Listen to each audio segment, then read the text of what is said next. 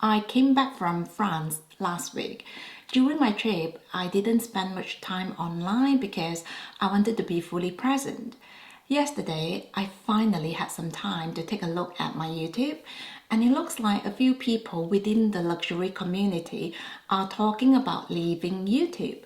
It kind of gave me a shock. I was like, I was only away for 2 weeks. What's happening? I must say, I don't usually watch a lot of luxury channels because, first of all, I'm not really into very extensive designer shopping or massive luxury hauls. I personally don't find that very relatable, especially after learning about minimalism, and it's just not something I aspire to anymore. However, because I have a YouTube channel, my page usually shows me the other videos that my audience are also watching. This is supposed to show you what is trending within a community. Now, I don't usually pay a lot of attention to that because I feel like I can get a bit distracted otherwise.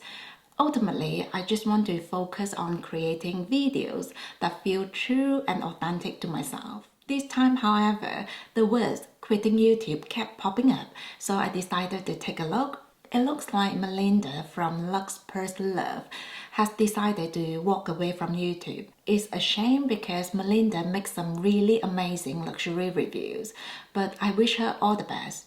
Meanwhile, other luxury creators shared about how they would adjust their luxury content going forward. For example, Emma Anders has recently quit her job as a doctor. She talked about how her priority has shifted.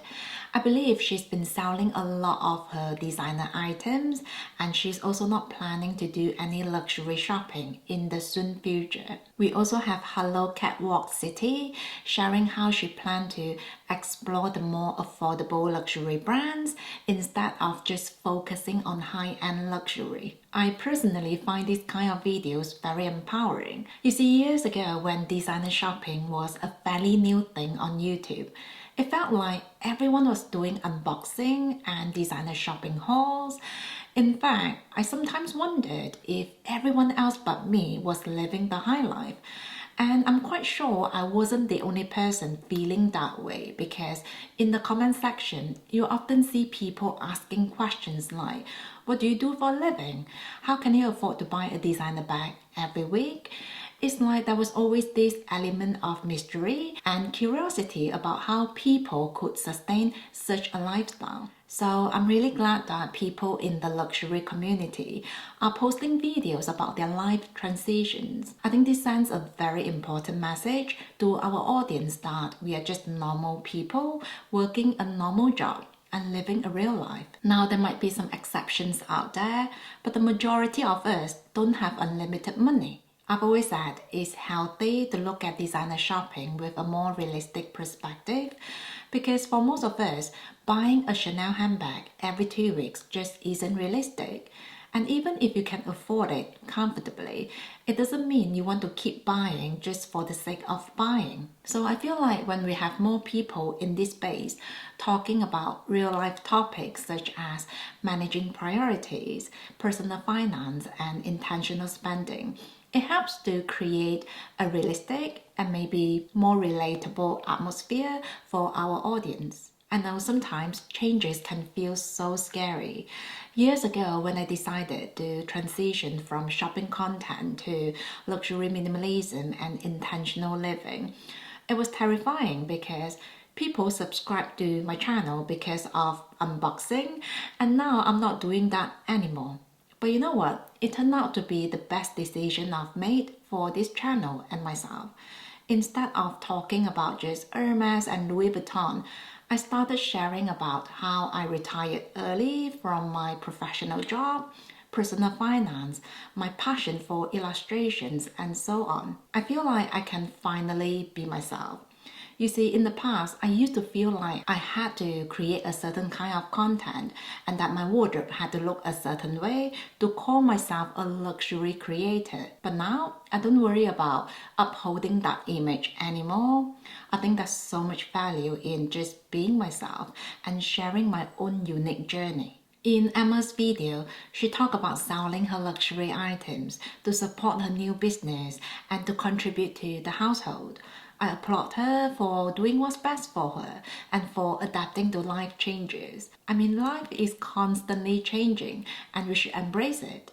For example, before I became a mum, I was all about dressing up nicely, spending hours on my hair and my makeup, and having afternoon tea. Now, motherhood is the best thing that's ever happened to me, but life is different when you are a mother, at least for me. Instead of going to Hermes and Louis Vuitton stores, I now go to Disneyland and Legoland, and I make sure to dress for the occasion, which means very practical and worry-free outfits. I still wear my jewelry, but I don't want to have to worry about my Hermes handbags getting wet in the rain. In fact, oftentimes I'll go for a backpack just so I can carry some snacks and water for my little boy. And I feel like when we talk about things like that, it makes us a real person. And we are not someone who wears our designer handbags, even in the shower. Emma also mentioned that Jerusha made a comment saying the luxury community is ending. I personally don't see it that way. I think we're just looking at designer consumption in a different way, and that's not necessarily a bad thing. Call me hopelessly optimistic, but I think it's refreshing to know we can enjoy designer shopping in a different way. You know, I used to watch travel vlogs where the bloggers would be carrying a lot of Louis Vuitton suitcases and wearing designer brands from head to toe. I used to really admire that. I thought that's such a fashionable way to travel. But now I realized there's nothing more enjoyable than packing light. When I don't have to worry about my things going missing in the transit or getting damaged, that's when I'm able to be fully present and actually enjoy the travel experience. In fact, if I'm traveling to an unfamiliar destination, I prefer to look low-key and even boring to prevent unwanted attention. And if I'm bringing any luxury items, I usually only pack what I can have on me the whole time. For example, small jewelry pieces that I can wear all the time, and maybe one or two small designer handbags that I don't have to check in. If you ever see me at the airport, you might even think I look overly casual and comfortable. I do want to mention there are some big luxury channels that are doing really well, and I don't want to take away any credit from those hardworking creators. If you're looking to buy a new luxury handbag, for example, those unboxing videos can be incredibly informative. So I don't think there's anything wrong watching those videos as long as we don't feel like we have to replicate the lifestyle or the level of consumption. Anyway, I think we now have more awareness about how social media works.